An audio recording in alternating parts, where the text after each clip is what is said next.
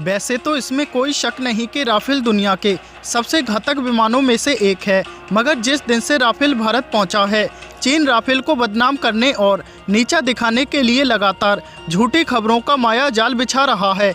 इसके लिए चीन ने अपने J-20 लड़ाकू विमान को मैदान में उतार दिया है, जिसके बारे में वो दावा कर रहा है कि ये 5th जनरेशन का स्टील्थ विमान है, जबकि पूरी दुनिया जानती है कि J-20 चोरी और जुगाड़ू टेक्नोलॉजी से बना हुआ सिर्फ एक खिलौना है, जो कि दुनिया को दिखाने के लिए वीडियो बनाने और मनोरंजन के काम आ सकता है, ना कि युद्ध लड़ने के। चीन अपने इन खिलौनों की दुनिया भर में तारीफ करवाने के लिए दुनिया भर की मीडिया में सालाना $10 बिलियन से भी ज़्यादा खर्च करता है। अब आप जरा सोचिए, चीन के हथियार इतने ही बेहतर हैं तो चीन अपने इन हथियारों का दिखावा करने के लिए इतनी मोटी रकम क्यों खर्च करता है।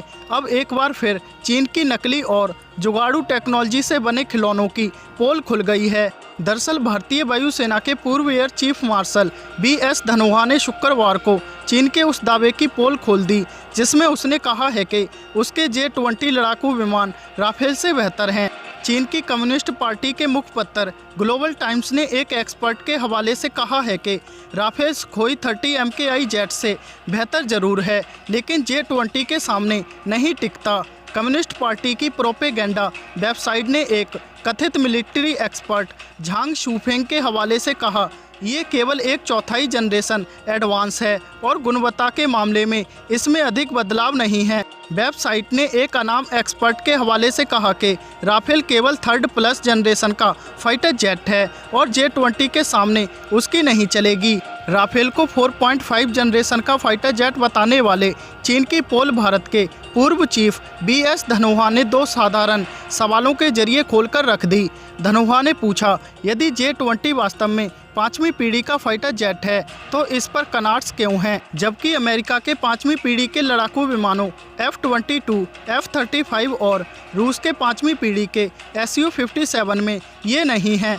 बता दें, कनार्ड्स विमान के नियंत्रण में सुधार के लिए मुख्य विंग के आगे लगे होते हैं। उन्होंने दूसरा सवाल पूछा कि यदि J-20 का उत्पादक चेंगदू एरोस्पेस को ऑपरेशन इसे 5वीं पीढ़ी का फाइटर जेट बताता है तो इसमें सुपर क्रूज की क्षमता क्यों नहीं है। सुपर क्रूज वह क्षमता है जिससे फाइटर जेट आफ्टर वंस का इस्तेमाल किए बिना M1.0 साउंड की गति की अधिक स्पीड से उड़ सकते हैं। धनोआ ने हिंदुस्तान टाइम्स को बताया, राफेल में सुपर क्रूज की क्षमता है और रडार सिग्नेचर की तुलना दुनिया के सबसे अच्छे फाइटर जेट से की जा सकती है। गौरतलब है कि धनोआ सुखोई 30 MKI के साथ ही भारत के सभी अच्छे फाइटर प्लेन उड़ा चुके हैं। इसके अलावा बालाकोट एयर स्ट्राइक की जिम्मेदारी भी राष्ट्रीय सुरक्षा सलाहकार के साथ धनोआ ने ही संभाली थी। वायुसेना के टॉप पोस्ट से रिटायर हो चुके धनोआ ने इस सप्ताह चाइनीज़ प्रोपेगेंडा की खूब धज्जियां उड़ाईं और कहा कि यदि चाइनीज़ हथियार वास्तव में अच्छे होते हैं तो 27 फरवरी 2019 को राजौरी में नांगी तेकरी पुल पर हमले के लिए चीन ने अमेरिका के F-16 की जगह चाइनीज़ JF-17 को चुना होता, लेकिन चीन ने JF-17 का इस्तेमाल केवल मिराज 3/5 को एयर डिफेंस कवर देने के लिए किया। अब आप इससे अंदाज़ा लगा सकते हैं कि चीनी हथियार सिर्फ वीडियो बनाने और मनोरंजन के लिए खिलौने हैं, ना कि युद्ध करने के लिए शक्तिशाली हथियार।